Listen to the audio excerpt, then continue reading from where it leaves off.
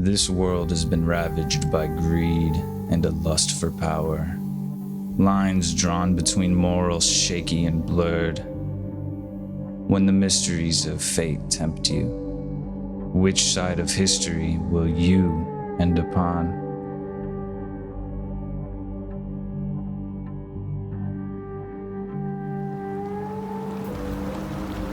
Waves rolled across the sand as I swam to shore.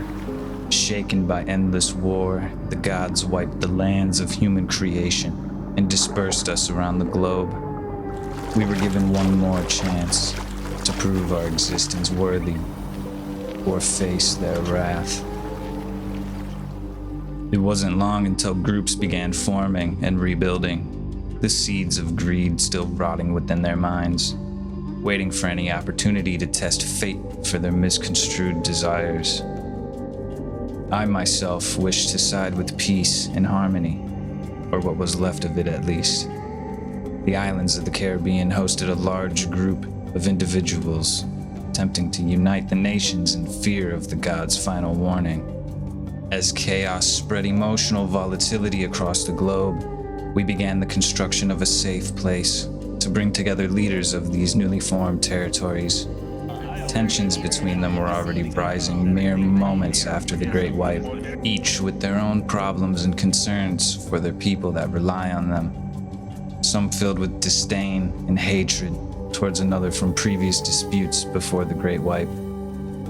So we spared no time and set out across land and sea after the foundation was built for this safe place, which we called the Assembly Hall, to inform everybody of our mission as the United Nations. The first meeting was to take place immediately at dawn the next day, and all seemed well as the leaders arrived. Old friends were able to reconnect after being separated from the wipe, and the United Nations was able to form an alliance with the rest of the world leaders, all in conjoined fear of the gods' final warning. But with peace always follows an evil force, tipping the scale of balance in its favor.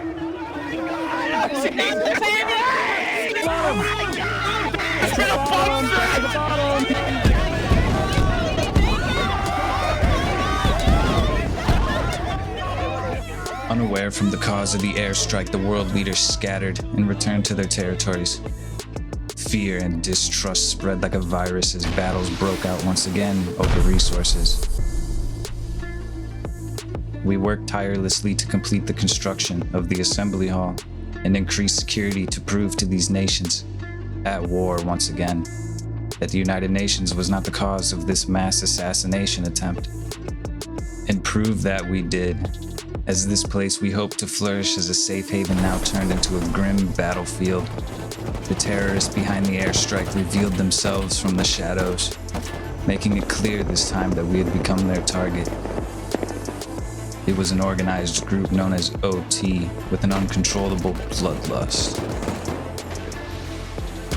They blew into our hub where the United Nations staff team operated from and relentlessly murdered anybody in their sights. Our defense team was prepared for this, handling the situation quickly, but it was apparent the OT terrorist group was only interested in sending a message. With their identity now shown, OT and other rebel groups from South America turned our place of peace and unity into their playground, running the waters red with blood. Day and night, by car, helicopter, and boat, they stormed the United Nations walls, trying to weaken us.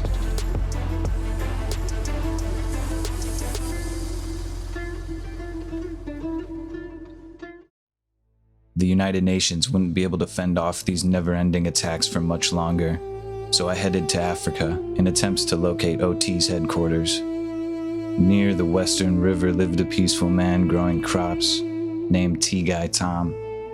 We had been gathering supplies and resources in Africa by his farm since the Great Wipe occurred.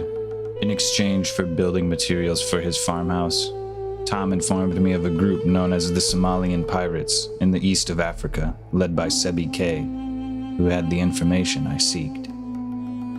The Somalians seemed to be at odds with OT also, as they were less than hesitant to reveal the location of the headquarters. X-19. And so I headed off through the Middle East to scout the area. Sidetracked from my mission as I came across a group of war correspondents along the way. They told me of their travels around the globe, documenting crimes against the gods' final warning. Only moments before I arrived, they had been attacked by the North Koreans, who committed a war crime against the poor souls of these journalists. In honor of the United Nations' word to spread peace, I invited them to seek refuge within our compound in the Caribbean. Upon our arrival, their head journalist Confusion wished to speak with my chiefs. Hello. What a day, guys. Hello. Yeah. So what I'm hearing is that the press got raided in times of war. You guys got targeted and attacked and TC griefed. Yes, that is correct. Dirty. Well, look, I mean, it is what it is in that regard, and we have to move forward. Yeah, the way things just ended up, we just can't let that slide. Like, we put our heart and soul into that news. They always thought it was false, and they try to come at us because of that. Like, I think that the news is dead. Whoa. No, you can't give up that easily. There's no need for news in a world fraught with war, okay? What matters is, we found a new path. We've decided what we're gonna do. No, we don't want to be. No, I'm asking what the differences are. Hey, We might have an intruder. what are you doing here? I've been here the whole goddamn time. I want 9 AKs. I'm gonna tell the entire world what happened here. All right? I'll sign an NDA. I want 9 goddamn AKs, 4 bone frags, 5 bone clubs, 4 satchel charges. I want 9 low grade, 2 pieces of empty canned tuna. I want it all. There's no. Oh my god. First of all, you guys are fake news. You guys are fake fucking news. Whoa, It's like man. fucking. Whoa. It's like CNN. Whoa. The election was rigged. It was a fake election. I hope the UN steps their fucking toe down and decides to get involved in world matters rather than sitting down in a fucking chair talking to each other. Like, come on, man. Do something. Yeah, I said it. Do something. Okay. You wanna hear what happened? We've been raided 7 times. It's very hard to do. Oh yeah. We've been raided 7 times. Why? Who's raiding you guys? Who's raiding you guys? OT, man. OT has been up our fucking ball sack over here. Listen, We've won every single fuck time. OT. Fuck OT. They countered our raid. you wonder why we haven't been around? President today. OT was living in our compound for like 16 hours straight yesterday, bro. And you're wondering why we're not doing anything? It's because we got OT over here fucking with us. Why don't you go do something about OT? Listen, You guys see that was crazy. if I attacked OT, would the UN get involved? Coconut B, who had recently been elected president over his now vice president Bralo, spied on our meeting with Confusion.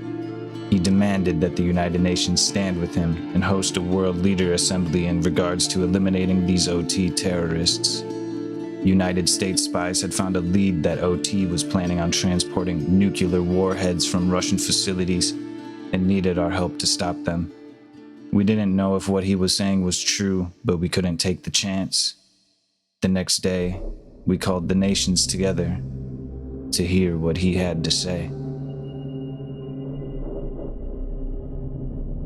I think I can speak for everybody in here when I say, fuck oil team. Fuck OT. Screw these guys that run 40 teams. We got best players in the West, taking out and grinding and pub stopping. I think I speak for everybody in the world when I say OT must go down. These people form their 40-man groups with their 10,000 hour players, and they think they can come in here and bully us like they do with all the other servers? I say no.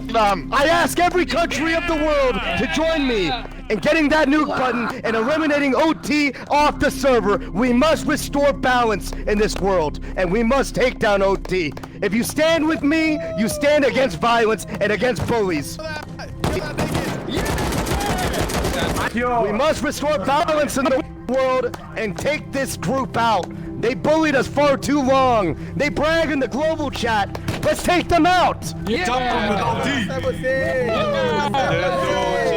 Down with with OT. Down with OT. Down with OT.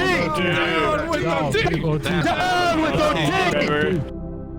And so it would be. The world aligned against OT, set to storm their headquarters at dawn. As we arrived, OT was already moving with the nuke, and no nation was able to break their line of defense. It seemed as though OT was a step ahead of us. They increased their numbers by allying with Brazil forces and were ahead of schedule on their transport. And there was the reason why. Confusion had disbanded his news team and tipped off OT of our plans from the assembly meeting, not only betraying the United Nations, but acting out against the will of the gods. We needed to do something quickly now that OT was forming an army with the combined forces of Brazil and the old news team. The United States called all our allies to retreat from the convoy as this battle was lost, and declared war against OT. We could not sit around and wait to see what these terrorists were going to do with the nuke. Within minutes of the enemy convoy entering the headquarters, every nation allied with us surrounded it, ready to do anything to take down OT. As Coconut B counted down, 400 of our allies braced themselves for what would be one of the largest battles in history. 3, 2, 1.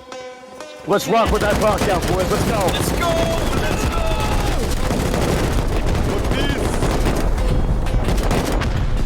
For world peace! Chaos pursued as rockets were fired off. Dive bombers took control from the skies. Hundreds of us poured into the compound. We had them surrounded from all sides and kept up the pressure for what felt like hours. Until we were all frozen in place by the force of the gods. We stood there as the gods' disappointment washed over us like a wave. Our fallen brothers and sisters lay breathless in the waters next to us. And for a moment, there was peace. But only for a moment. 3, 2, 1.